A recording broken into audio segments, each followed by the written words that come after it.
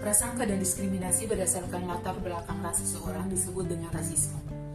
Stereotip negatif yang terang-terangan berdasarkan keyakinan pada superioritas rasial dari kelompoknya, ditambah dengan oposisi terbuka terhadap kesetaraan ras, mencirikan apa yang dikenal sebagai rasisme kuno. Rasisme kuno melibatkan prasangka menghina dan sering mengarah pada gerakan melawan kelompok yang dihina, dan itu termasuk dalam kekerasan fisik. Karena sosialisasi tentang kategorisasi ras yang berbeda, contohnya warna kulit dan karakteristik wajah seseorang, seperti bentuk mata, hidung, dan bibir. Itu merupakan fitur fisik yang sering secara otomatis mengaktifkan stereotip rasial di antara orang-orang dari berbagai etnis di Amerika Serikat serta di sejumlah negara di dunia.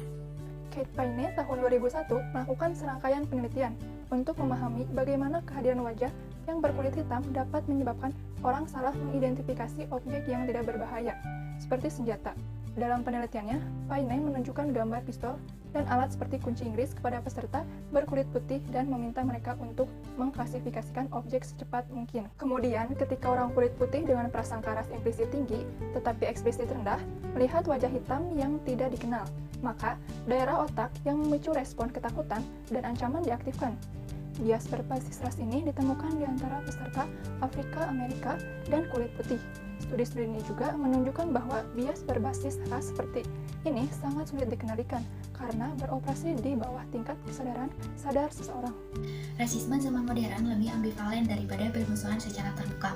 Meskipun hubungan ras Amerika telah meningkat secara signifikan selama 50 tahun terakhir, survei orang Afrika Amerika menemukan bahwa lebih dari setengahnya masih melaporkan memiliki 13 gangguan rasial per tahun. Kebanyakan gangguan rasial melibatkan interaksi singkat dengan orang asing, di mana responden diabaikan, tidak diberikan layanan, diperlakukan dengan kasar atau dianggap sebagai ancaman. Nah, berikut ada video yang merupakan contoh dari rasisme, di mana ada seorang pria berkulit putih yang mengolok-olok 3 orang pria berkulit hitam yang ada di dalam transportasi umum. Pria berkulit putih itu menghina 3 orang pria yang berkulit hitam dengan sebutan hewan peliharaan. It's not funny being racist. You know what, you've had your 5 minutes with train, now crack on, get out the train.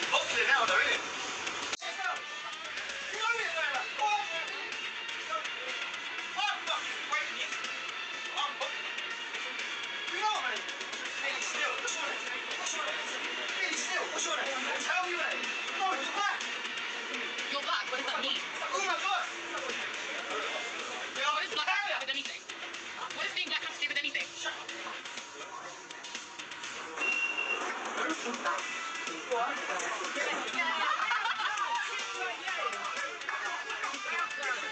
Di sini saya akan menjelaskan mengenai rasisme permusuhan.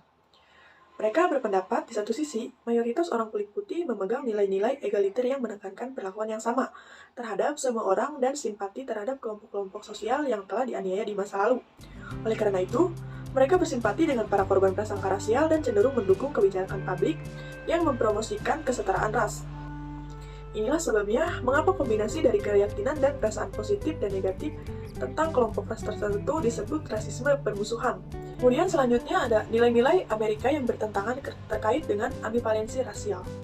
Orang dengan etika Protestan yang kuat akan setuju dengan item sampel dari skala pertama, sedangkan mereka dengan orientasi nilai kemanusiaan egalitarianisme yang kuat akan setuju dengan item sampel dari skala yang menyandang namanya. Pertama, kebanyakan orang yang tidak berhasil dalam hidup hanyalah orang yang malas. Yang kedua, siapapun yang mau bekerja keras memiliki peluang bagus untuk berhasil. Yang ketiga, jika orang bekerja cukup keras, mereka akan membuat kehidupan yang baik untuk diri mereka sendiri. Kemudian yang terakhir, kebanyakan orang menghabiskan terlalu banyak waktu untuk hiburan yang tidak menguntungkan. Lanjut ke teori rasis. Ada beberapa contoh dari Katz dan Haas mengenai kesetaraan untuk semua orang. Tetapi ada penelitian yang menunjukkan bahwa banyak orang kulit putih di Amerika memiliki sikap rasial yang bertentangan mengenai kelompok ras lain, terutama Afrika Amerika, Indian Amerika, dan Latin. Penelitian juga menunjukkan bahwa orang kulit putih tidak sadar bahwa dirinya memiliki sikap rasial yang negatif. Katz dan Haas percaya bahwa konsekuensi lain dari orang kulit putih yang memiliki sikap ambivalen terhadap kelompok minoritas Hal itu dapat menyebabkan mereka bertindak lebih ekstrim terhadap anggota minoritas dibandingkan dengan anggota orang kulit putih lainnya. Ada yang disebut dengan amplifikasi respon, yaitu sikap yang dapat mengarah ke hal menguntungkan atau tidak menguntungkan, tergantung pada konteks sosialnya. Anggota kelompok minoritas sering mendapatkan perilaku yang membuat mereka merasa lebih tidak nyaman dan kurang puas dengan interaksi sosialnya dengan orang kulit putih.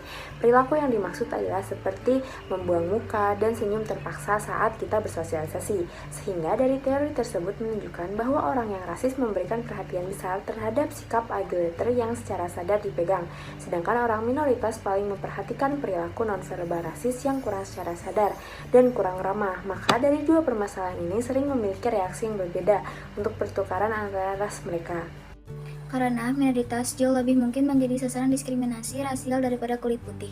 Bias ras minoritas sering diabaikan dalam budaya yang lebih besar. Satu temuan penting adalah bahwa sama seperti sikap rasial orang kulit putih bervariasi dari positif ke negatif. Demikian pula sikap rasial minoritas. Meskipun menjadi sasaran prasangka dari orang kulit putih, tidak semua orang kulit hitam, Asia, Latin, dan India Amerika berprasangka terhadap orang kulit putih. Sama seperti orang kulit putih sering memiliki sikap ambivalen terhadap berbagai kelompok minoritas. Ada bukti bahwa kelompok minoritas memiliki sikap ambivalen terhadap orang kulit putih. Ambivalensi kelompok minoritas mungkin disebabkan oleh kebencian terhadap kekuatan sosial yang diberikan kepada orang kulit putih di masyarakat, sementara secara bersamaan tergantung pada hal ini. Alasan lain mengapa persepsi dan sikap rasial kelompok minoritas mungkin berbeda dari orang kulit putih adalah karena sejarah mereka menjadi sasaran penindasan. Orang kulit berwarna lebih mungkin menganggap ras dan etnis mereka sebagai aspek penting dari diri mereka.